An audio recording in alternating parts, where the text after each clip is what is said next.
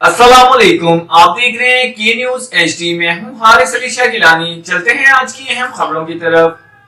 रुक करेंगे खैरपुर नाथन शाह का, जहां से रिपोर्ट कर रहे हैं हमारे नुमाइंदे Syed Safeer Hussain Naqvi. Government boys high school Khairpur Nathan Shah में मजलूम कश्मीरियों के हक में यौम सियाह तकरीब का इनेकाद किया गया।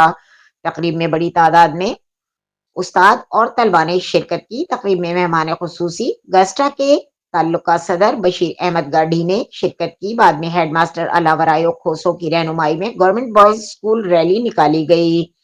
रैली में प्ले कार्ड और परचम के साथ फलक शगाफ नारों से सारा शहर गूंज उठा। रैली के शुरा का कहना था कि 27 अक्टूबर हमारे लिए स्याह दिन है। हिंदुस्तान मजलूम कश्मीरियों पर जुल्म जबर कर रहा है, हम पर महाज हर महाज पर अपने कश्मीरी भाइयों के साथ हैं। हम आलमी बिरादरी से मुतालबा करते हैं कि कश्मीर का मसला अक़वाम मुत्तहिदा के करारदाद के मुताबिक हल किया जाए। कश्मीर पाकिस्तान का हिस्सा है, हम कश्मीर की आज़ादी तक खामोश नहीं रहेंगे।